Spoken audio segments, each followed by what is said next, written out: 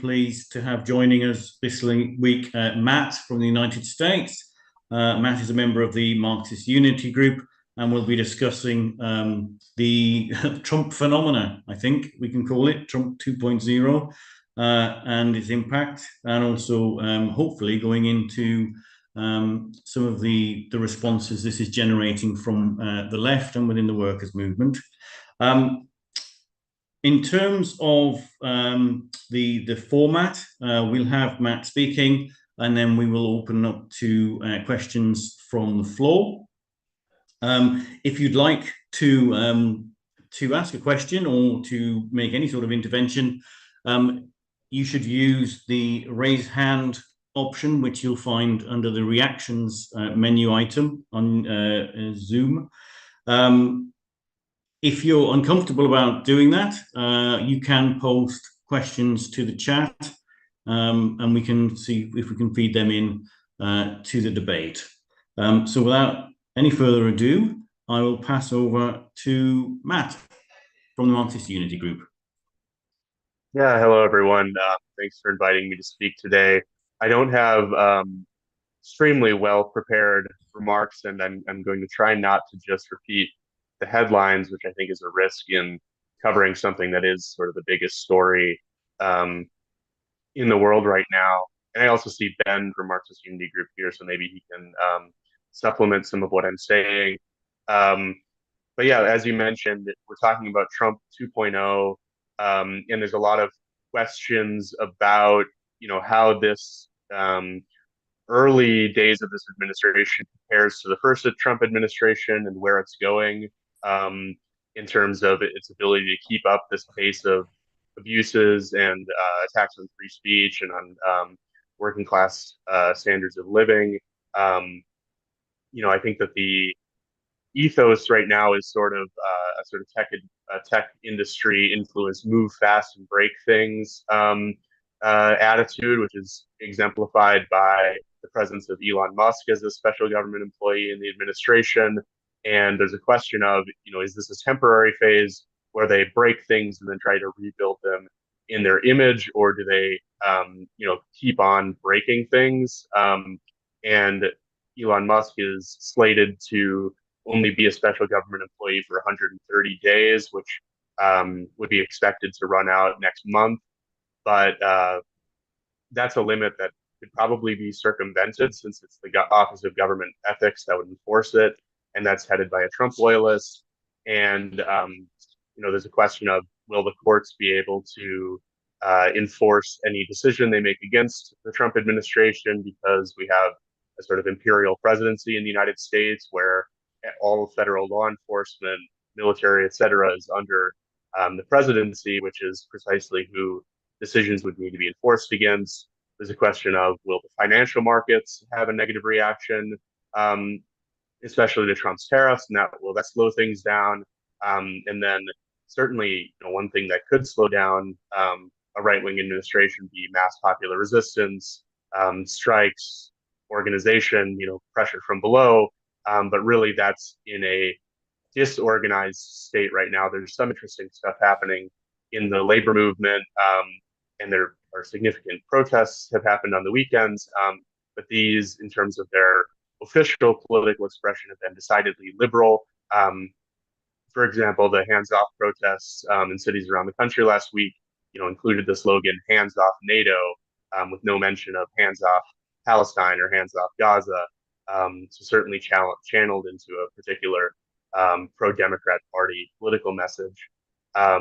I think of interest to those on the left, to Marxists, is the Trump administration's treatment of pro-Palestine speech. This has been one of the most significant abuses. There's been a sort of turbocharging of what already existed of repression of pro-Palestine speech under the Biden administration, especially on college campuses. And then that's been fused with a deportation crusade from the Trump administration. So a prominent example would be Mahmoud Khalil. He was a spokesperson for the pro-Palestine encampment at Columbia University last year. Khalil is a legal permanent resident of the U.S., but then last month, ICE agents showed up at his New York City apartment and told him his student visa had been revoked. he said, I'm not here on a student visa. I have a green card. And they arrested him anyways, and then immediately shipped him across the country to Louisiana, a detention facility there, likely expecting that they'll get a better outcome there than in New York. Um, and the whole basis for this decision, since it's the case that he has a green card, is they're saying under the 1952 immigration law, the Secretary of State has the ability to deport anyone they deem a threat to national security, which totally circumvents First Amendment protected speech being a right that's given to uh, non-citizens as well as citizens. And an immigration judge in Louisiana just ruled in favor of that argument, saying that the Secretary of State did have that power. Although there's also a pending habeas corpus case in New Jersey, and there are probably better chances in that case. But it very well may be the case that Khalil does end up deported. Um, and that case is exceptional because it targets a legal permanent resident, but the Trump administration is also then revoking around 800 was an estimate I saw student visas at colleges and universities around the campus, and they haven't bothered to give a reason why they're doing that.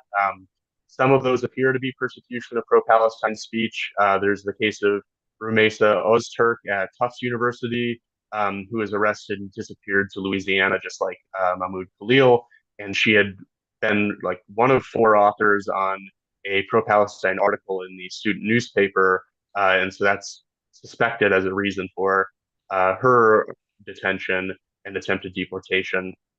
But a lot of universities have reported that the students that have had their visas revoked, there is no record of public pro-Palestine speech or activism on their part, and some of them seem to be just based on their country of origin. So a lot of students from the Middle East or from China have had their visas revoked without a public record of political involvement.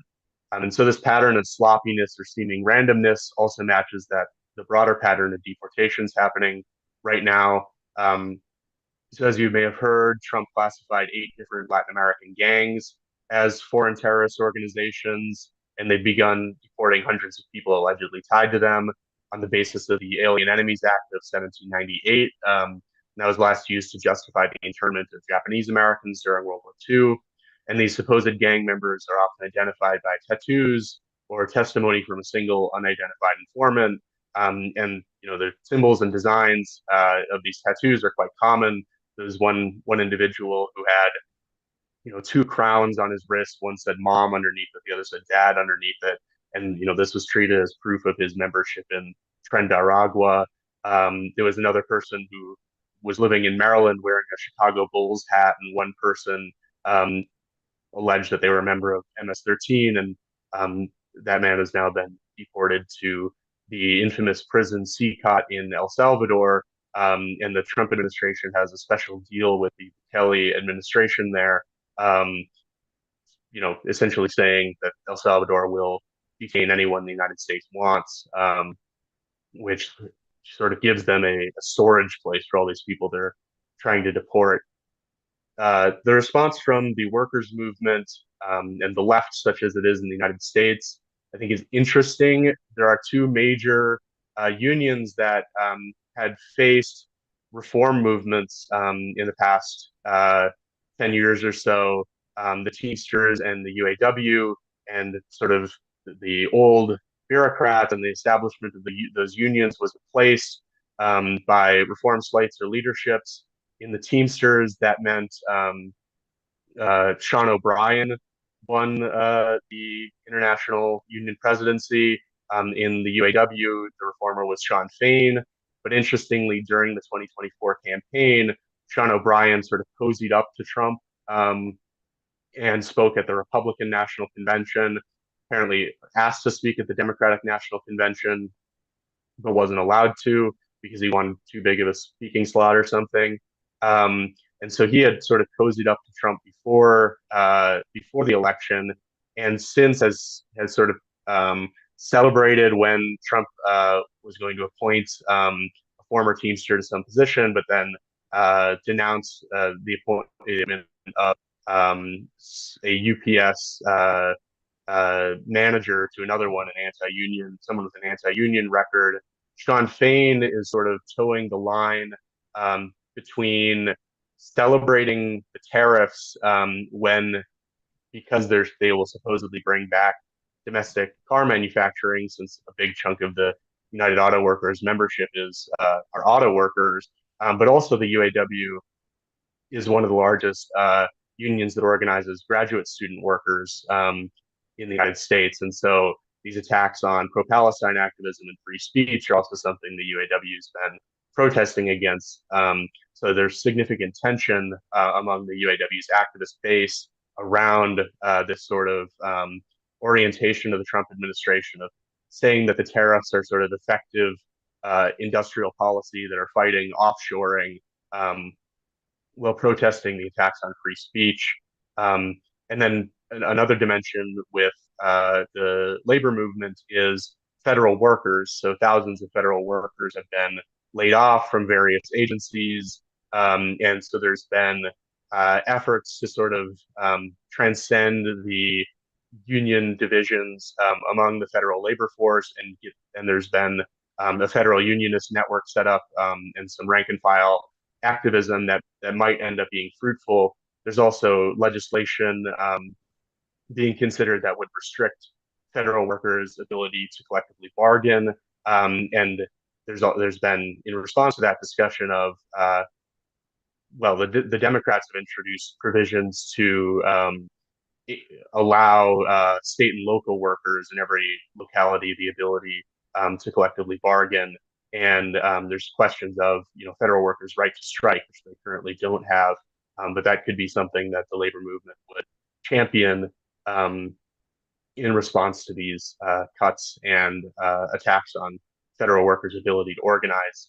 Among the Democrats, there's sort of a tension between the establishment wing in the form of, say, Chuck Schumer, who voted for the latest budget, which included significant cuts, and certain Democrat media figures like James Carville, who have said, the goal right now is to play dead, let the Trump administration embarrass itself, make everyone angry at it, and then in 2 years, the Democrats can run on a sort of straightforward anti-Trump, we're the competent ones type platform and sweep into office.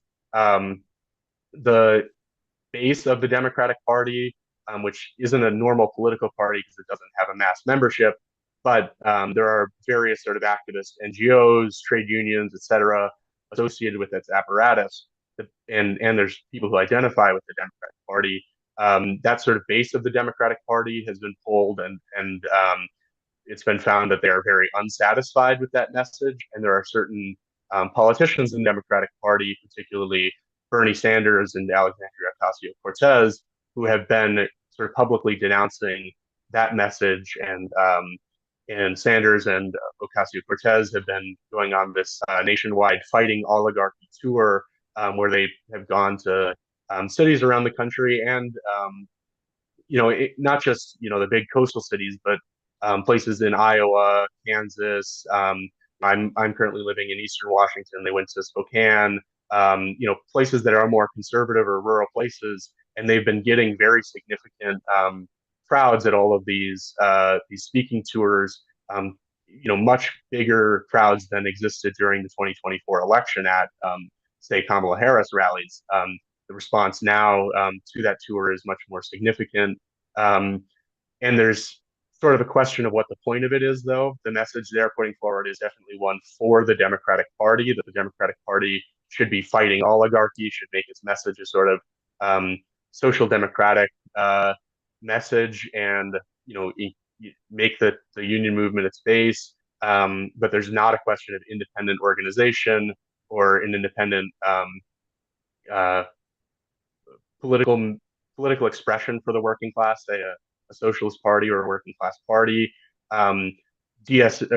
So Bernie and Ocasio-Cortez are both politicians that have in the past received endorsements from the Democratic Socialists of America, but they're not promoting DSA as the answer at these rallies. They're sort of existing as a separate, or cultivating a separate layer or base within the Democratic Party.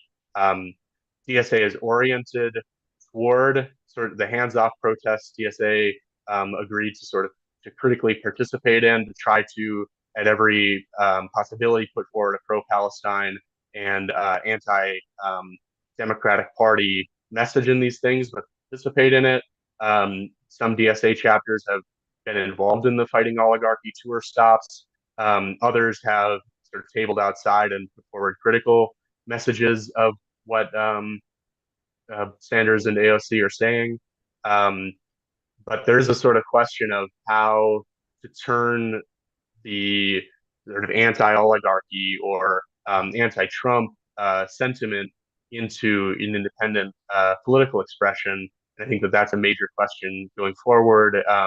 DSA is having a national convention this summer in August, and there's various proposals, many around organizational questions, but around political orientation and how to create an independent socialist party within the electoral structure of U.S. politics, which make it very difficult to have an independent ballot line. And there's many different constituencies with different electoral laws that you have to navigate. And when is it justifiable to use the Democratic Party primary? When is it best to seek an independent ballot line? How do you maintain control of that when there is the primary system in the United States? Basically, parties' internal selection processes are run by the state and are open processes in many areas of the United States. So if you did achieve an independent workers ballot line, how do you make sure that your party's internal democratic processes actually control who's on the ballot? Are all questions that are being explored on the left right now in terms of how to channel the anti-Trump energy into an effective independent political expression.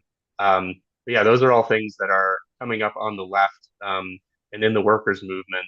But I think that the Trump administration continues to try to move fast and break things. I think hopefully the response to that will be more and more unrest and resistance, but that shouldn't be. The Democrats aren't really even trying to capture it right now because they want to play dead. But how does it not just dissipate? How does it become channeled into an independent political expression? I think is the most relevant question. So I didn't really cover tariffs themselves in this. The Ukraine war, I think, is another significant dimension of the Trump administration. But those things maybe we can cover in the discussion. I think that these are some of the significant questions that the American left is facing right now in relation to the Trump administration. So thank you. Thank you very much for that, Matt. I think we'll probably keep you very busy with questions and interventions from the floor. I would like to abuse the position of chair and ask a couple of questions myself before I open it up. I might have misunderstood it, but sorry, I got the Andy, impression... there is a second speaker. Oh, we have got. Ben. Sorry, I wasn't sure that Ben had turned up. Sorry, I do apologise. He is here. Yeah. Okay. Sorry, I didn't see any other response. I apologize. That was very helpful. Matt described most of like the immediate stuff, which I didn't really plan to talk about, so it's really good. But just to fill in that last bit, because it doesn't really fit into what else I was planning to talk about. But I think it's really important, which is like the US left's response to this. I think there's like generally been 3 sets of responses I've seen. Like in the concerns that Matt's been talking about, like within DSA specifically, one current has been the sort of, responding to the tariffs specifically. There's been a set of responses from the sort of more trade unionist oriented part of DSA associated with a formation called Bread and Roses, highly associated with Jacobin. They have been the sort of most like, okay, well, Trump's tariffs are bad, but let's not do something crazy like complain about tariffs in general, and have articles out about like how we shouldn't like Trump's tariffs because they're pushing for reaction, but we might want to use tariffs in future to push for stronger labor laws internationally, which is connected to like the U.S. industries or U.S. labor movements really strong support of tariffs since the Second World War. I think the second sort of broad classes of responses that are associated with sort of right of BSA, those are formations like Groundwork and the Socialist Majority Caucus, are what Matt was sort of getting at with the larger democratic protest movements, which has largely been like, we oppose these for the same reasons that the Democrats oppose them, which is like, this is bad US foreign policy. Like, why are we breaking trade? There's a sort of, I don't think, complete analysis of imperialism that like starts and very much like, this is bad because it is breaking the sort of US economy right now. The third set of responses, Mug has not talked about this much yet as a body, but I think generally what, and Mac should jump in during questions about his position, but I think generally like our feeling is this is just an extension of US, like a new stage in sort of US empire. We sort of hit a point, and this I guess starts in on the stuff I wanted to talk about, which is we've hit an interesting point in US foreign policy where up through the 70s, like after the 70s and the end of the Bretton Woods system, we have in the US a really big shift away from industry. As a result, like the post-war period, the US exits with like a third of international GDP. It comes into the 70s with a increasingly difficult to sustain trade balance situation, as it's like trying to prop up the global gold reserve system, which is in turn backing the sort of Keynesian international order, which allows for states to run their domestic policies independently. That ends with Nixon, who sort of is pushing. He does this on the rationale of ends a really, really long sort of U.S. general mercantilist policy, which goes back to as a Republican, which is interesting since the main debates in US politics going back all the way to like the revolution, outside of slavery, probably the most important question in elections up to like the progressive era is the question of tariffs in the US. And the constant back and forth is between the Democrats, who are generally anti-tariff and associated with Northern workers and Southern slave capital, who want free trade with Britain, and then Northern capital and Northern capital largely, which is very, very pro-tariff and associated with the Republican Party. And this is like the major fight, in part because virtually all U.S. taxes comes through the tariff system. Right up until 1919, I think, is the date. No, I think it's 1912 when the 16th Amendment comes in and we get the income tax system, which makes it possible to separate foreign improvements from tariff policy. This shift creates this shift allows for some pretty radical change back and forth in U.S. tariff policies in like the late 10s. This gets to the Smoot-Hawley tariff that everybody talks about, which is a shift back to like relatively normal tariff rates for the U.S. that everyone says like expanded the Great Depression. Maybe did, I'm not sure. But that policy sort of goes on for a while the U.S. and all of this is happening within the U.S. as not the world's global hegemon, which allows them to pursue this sort of independent trade policy. After World War II, and we sort of become the guarantor of the capitalist system, we create the Bretton Woods system. This puts us in a position where this puts us in a position where we are sort of forced to be a guarantor of the larger system, the larger capitalist system. This becomes untenable in the 60s with 70s with larger and larger inflation in the U.S. This forces a shift by the Nixon administration towards a more pro-China policy and creates like free trade, which allows for things like the growth of the Asian tigers, and Sweden through big balance of trade deficit, like big positive export-driven economies, where the U.S. has sort of been backstopping that system because we get the greenback and other things for a long time. I think the way to, which is all set up to the fact that I think the way to understand Trump's tariff policy right now, while it's really, really incompetent, I think it is like responding to a real set of problems from a US point of view, which is that because we have been backing things like the WTO and the IMF and like the sort of general capitalist international order, like the UK before us, have had a weakening industrial base. This has put us in a position where, like, while right now we can still have a sort of dominant position vis-a-vis China, that's becoming increasingly untenable unless we make some fairly serious foreign policy changes. I don't think this strategy is necessarily going to work, but I think it's you really, and if you want to understand from like a US point of view why these tariffs are happening, you need to understand them as like a response to China and a response to the this sort of lowering US economic advantage and the sort of decline of the unipolar moment. I don't know, that was a little confused, but I think I got through most of what I was talking about. So yeah, your birthday.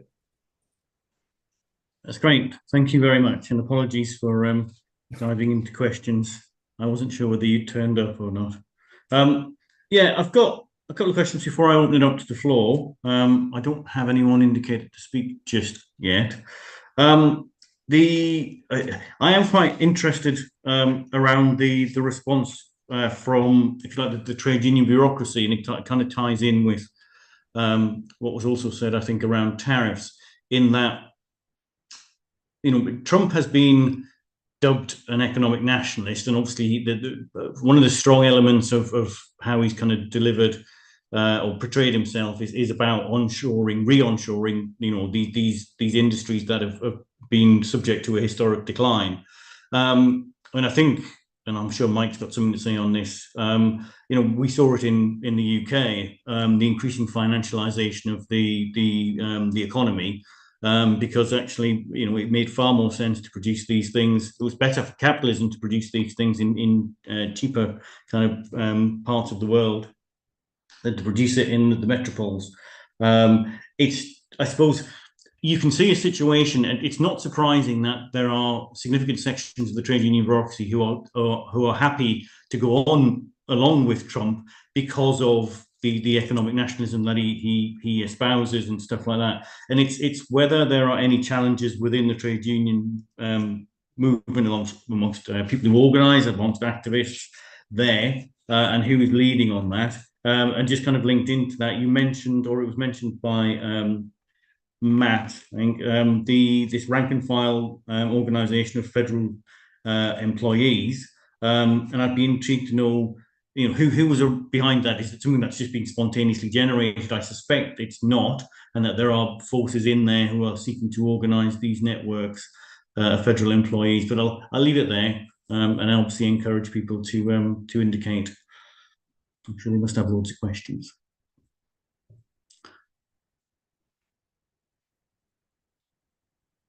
Perhaps while we're waiting for Jack, I can bring you in. Thank you. Yeah, thanks, comrades.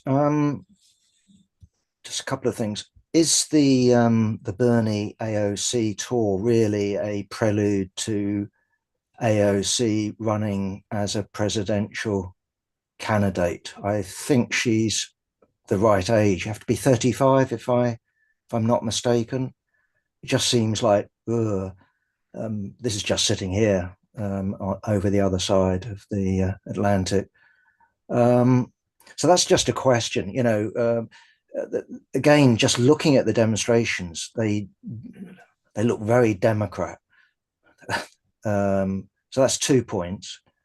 And just a third one, just to be interested to hear your take on it, and that is the debate on the left. Oh, it's fascism, which strikes me as sort of rather lacking in imagination. But I'm sure that there will be those who will be intervening that will make that argument. I mean, do you think it's fascism? And if not, which I think is a much more interesting question, what the hell is it? Because at least from my angle, this isn't normal US politics. You talked about this is the most important question in the world at the moment, and I agree with you. Something's going on. So what is it? Is this a section of the capitalist class? Is it anyway, what's going on? I don't buy it's fascism, but it isn't just this is a normal US president. And to back that up, if you look at the first term Trump, I mean, it's radically different in terms of the second term. He's got his Supreme Court, you've got Congress, and he's going at 100 miles an hour. And looks like at the moment that will continue in terms of, what you described, Matt, as disruption. That looks like it's got some way to run. Anyway, that's just my questions. Thank you, Jack. I've got Anne McShane. Okay, thanks, Andy. So I want to ask you about Trump and Palestine, and and the question is, to what extent do you think that this question matters for the current US administration? Like, it sounds from what you're saying is that they're using support for Palestine as a pretext to clamp down and take heavy-handed measures to deport people. But do you think that this is a question that really matters for Trump? Do you think that, like, if the situation changes, or indeed if the situation gets worse there, as it is at the moment, that there will be any pressure on him to, like, change and tell Netanyahu to back off? Or do you think that he's going to push right through with it? And, like, I see demonstrations all the time, Palestine demonstrations. I mean, I don't know, are the Democrats involved in that? It wouldn't seem so, given the Democrats' standing on Palestine. It would seem to me that that wouldn't be something that Democrat voters would be attracted to, or perhaps they are, but they're not people that are very loyal. And then just final question on the tariffs. Do you think that they are going to change? Do you think they're just a bargaining chip? Or do you think that he's going to, keep the 10%, and that anything more than that depends on how you behave? Thanks. Thank you very much, Anne. I have got a follow-up question. I've got no one indicated to speak, and perhaps actually we can take some responses from Matt and Ben at this point. But before we do, I think it was Matt's introduction towards the end, and it was around the primaries and how primaries operate. And unfortunately, my knowledge of the US system is fairly limited. I understand that you don't have parties or party structures in the way we would see them in Europe.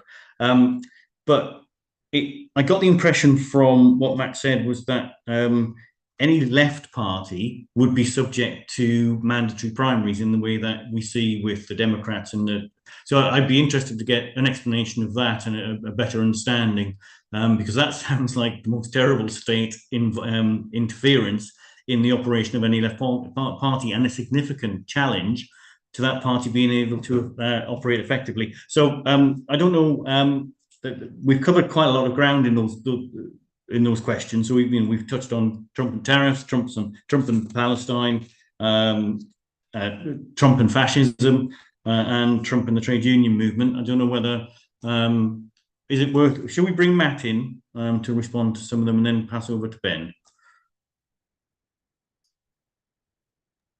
Yeah, that's good with me. So yeah, your first question on the Federal Unionist Network and the sort of trade union response. The Federal Unionist Network definitely isn't spontaneous. It's a lot of existing kind of activists in the trade union movement are orienting toward this right now as a thing that has a lot of potential. DSA, its National Labor Commission is saying it wants to orient to it, and there's a lot of just people who are trade union activists in DSA who aren't necessarily coordinating it through DSA. It's not a project of any other, like historically, a lot of the reform movements in U.S. unions were started by the IS tradition or the group Solidarity. So the Reform Caucus and the Chicago Teachers Union, Teamsters for a Democratic Union, the UAW Reform Caucus all started out as sort of projects of post-Trotskyist groups. As far as I know, there isn't another left organization behind the Federal Unionist Network. It's a lot of existing, activists in the trade union movement are making it a priority. DSA is orienting toward it.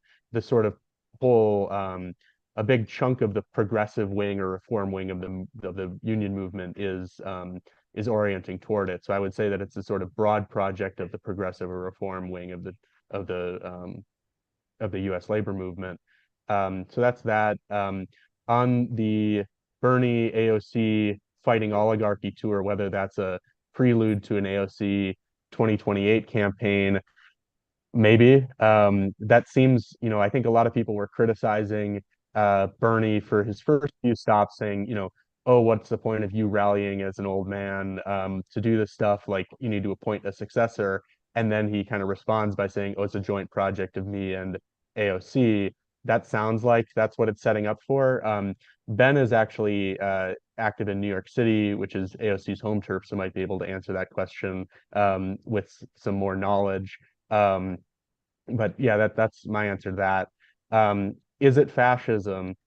Well, so the traditional definition of fascism within Marxism, coming from Trotsky, et cetera, Zetkin, that it's a movement kind of based in the petty bourgeoisie with non-state fighting formations as its social base that become integrated with the state. I think that that's not the story that's happening. So I think that in that sense, it's not fascism. It's certainly a change from the status quo of U.S. politics in a more authoritarian direction, and there is a sort of there is a social base for it, but it's not a very mobilized or organized social base, maybe in contrast to historic fascism, and in that way, it's sort of it's maybe closer to the sort of sack of, rather than the fasci de combattimento, its social base is the sack of potatoes from Brumaire. And in terms of its global significance, I think the model is Javier Milei in Argentina. It's sort of the Latin American right wing, I feel like, is a big influence on the Trump administration. Also the Orban government in Hungary. What it means globally, this is speculation, but it seems like it's a response to the relative decline of U.S. imperialism, a sort of retreat from managing the world and instead trying to give the U.S. sort of a solid carve out in a multipolar world, or try to combat that decline by sort of circling the wagons. I think one aspect of the tariffs is the motivation of the Biden administration keeping around the Trump tariffs and increasing them was to attempt to decouple the U.S. economy from China, because that's a national security risk if there's a potential war with China in the future. I think that would still be on the mind of the Trump administration. the rising China, the U.S. losing its unparalleled status at the top of the world system, making sure that the U.S. economy isn't reliant on China if there comes to a head, if there comes to be a sharp conflict over being on top of that greasy pole of the imperialist world system. On Anne's question about Trump and Palestine, does he care? And where are the Palestine demonstrations coming from? I think that the people around Trump, I don't know what Trump personally, how much he cares about Israel, because the people around Trump that really care about Israel, yes, there's the historic role of Israel as sort of an aircraft carrier for U.S. imperialism, as an outpost for controlling the Middle East. But there's also, sort of insane apocalyptic evangelicals who care a lot about Israel, religious and/or civilizational reasons. And so Trump himself, I'm not sure. People around him are definitely fanatic pro-Zionists and want to sort of back Israel to the hilt. Early on, like at the beginning of the Trump administration, he potentially, depending on how one interprets it, or I'm not sure that all the information is out there yet, sort of brokered that temporary ceasefire in Gaza, but back up. I don't think he's really interested in treating Bibi like Zelensky at this point. I don't see a move toward hanging Israel out to dry. If anything, they've with the attacks on Yemen, have decided to commit to a very aggressive policy toward the U.S.'s enemies in the Middle East. But maybe he will. I mean, it's certainly interesting the way that the United States has turned on its proxy in Ukraine, and potentially, if it decides it's not worthwhile, continuing to support the war in Gaza because it wants to focus on China, potentially a similar thing could happen.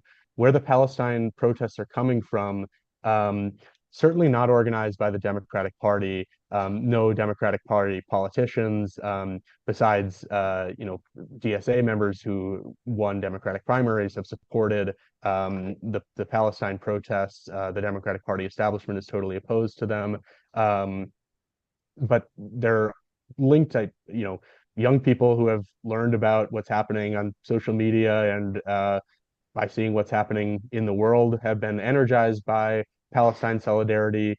Other parts of the left, particularly the Party for Socialism and Liberation, I guess descended from Marxism organization in the U.S., is very significant. We're very significant in the anti-Iraq war movement and continue to be kind of the people who call anti-war demonstrations, and have been very prominent in the Palestine solidarity movement. And then there are Palestinian or Arab-led organizations like the Palestinian Youth Movement, or on campuses, the Students for Justice in Palestine have been the significant organizers of Palestine solidarity demonstrations, in certain places, depending on its weight in the movement and the political orientation of the chapter. DSA is is a significant force in organizing and supporting them. So that's sort of where the Palestine demonstrations come from. In terms of the base of the Democratic Party, actually, there has been a pretty monumental shift in what people who in polls identify as Democrats think about Palestine. I think recently it's like 65% think that what Israel is doing in Gaza is either a genocide or a sort of extreme war crimes. And whereas Republicans, I think it was like only 30% believe that. But I would have to look at that poll again to confirm those numbers. So certainly, like among people who, because there's not really a membership of the Democratic Party, among people who identify as Democrats in polls, that has been a shift that's happened recently. What's up with tariffs? Is that going to stick around? I'm not sure. I mean, there's a lot of erratic policy. The U.S., maybe Ben was more focused on the economic questions with this, and maybe can answer better. I don't know that Trump really knows what a good tariff policy for the United States. Like, Trump, I think, has an instinctual desire to impose tariffs and try to reindustrialize, but I don't think he knows what the right, scientifically managed policy is. And so he had an impulse to impose these tariffs. And certain people maybe talked him down and wanted him to try to frame it as a negotiating tactic. I think that the thing they're going with now is, we're going to keep the ones on China, and anyone who didn't retaliate with tariffs, they're going to get a reprieve for a while, but then we're going to implement them anyways. And the way that they calculated them seemed very unscientific, and not very studied. So there's a lot of erratic behavior, and I'm not sure what the final tariff number will end up sticking as. So that's difficult to predict. And then, finally, Andy's question on primaries. U.S. election law varies a lot by state, especially. But yes, it would be that, in many states, it would be the case that sort of a legally recognized party, I think, especially if you get the major party distinction, would have to run following the laws for primaries in that state, which is a significant state intervention in the organization of a political movement or a party, and it means that that party's own structures wouldn't govern its ability to determine who its candidates are.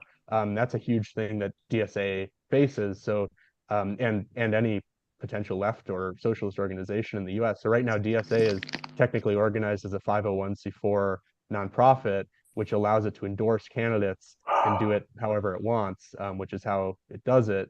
And that means it can be regardless of ballot line. If DSA wants to become a political party, it has to figure out how to be able to maintain its own democratic structures as the means to determine its candidates for office.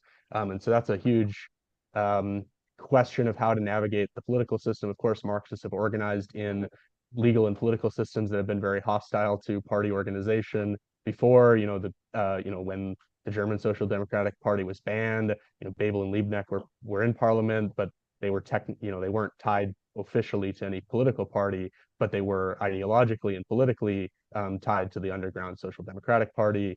So it is sort of a question of how we navigate legal structures that are hostile to the kind of organization we want to be, but keeping in reality, a democratic centralist structure for doing it. But it is a major challenge because there are a lot of what election reform or election fairness in the U.S. is about is the idea that it is somehow wrong or corrupt for politicians to be influenced or controlled by anybody, which would include a mass working class political party that would be seen as sort of a conspiracy to influence an election. So that is a significant challenge, and definitely something that the socialist movement is exploring and trying to figure out how to deal with in the United States right now. Thank you very much. That's very comprehensive. Ben, can I bring you in at this point? Is there anything that you would like to add? Yeah. There were a bunch. There's. Matt covered a lot of the ground, but one mention. I wanted to jump to the point on the pressure groups Matt was mentioning on Palestine. I think that was a pretty complete list with one important exception that matters for sort of internal DSA politics, which is another major group behind the Palestine process is the Jewish left, associated largely with a group called Jewish Voices for Peace, and has sort of, I don't want to say they've been a football, like JVP plays pretty nicely with everybody, but is a sort of more respectable wing of the movement, which within the socialist movement has created a context where more right-leaning areas like New York City, where I organize, are heavily embedded with the JVP and have sort of tried to sideline groups like Within Our Lifetimes, which is the New York specific sort of PYM split, that's very, very connected to the Palestine or to the sort of Arab community here, even more so than PYM, much of whom are Arab imports. And like the left is in fact like the left in DSA is a lot of it. It has been for many years.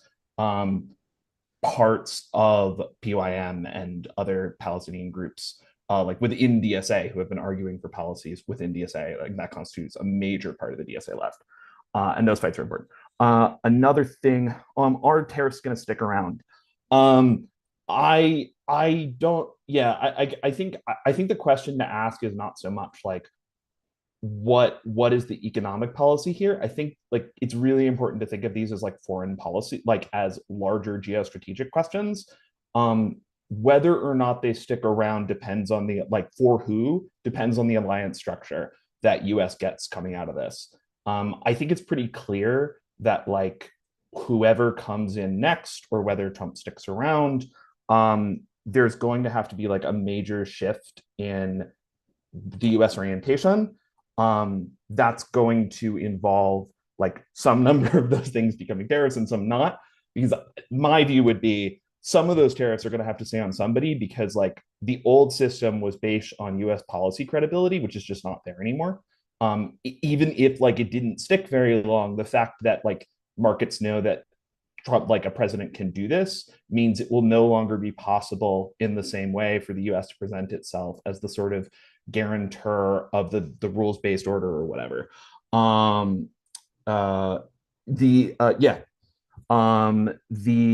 And then on the trade unions in relation to tariffs, I was trying to talk about this a little bit. Yeah, I mean, but like it's like you said, it's not that surprising. The strongest trade unions in the US are historically associated with US industry. They have for decades, like since Nixon and the sort of free trade policies were a major part, and the sort of neoliberal shift in the Democratic Party were pretty direct attacks on the industrial union movement in the US.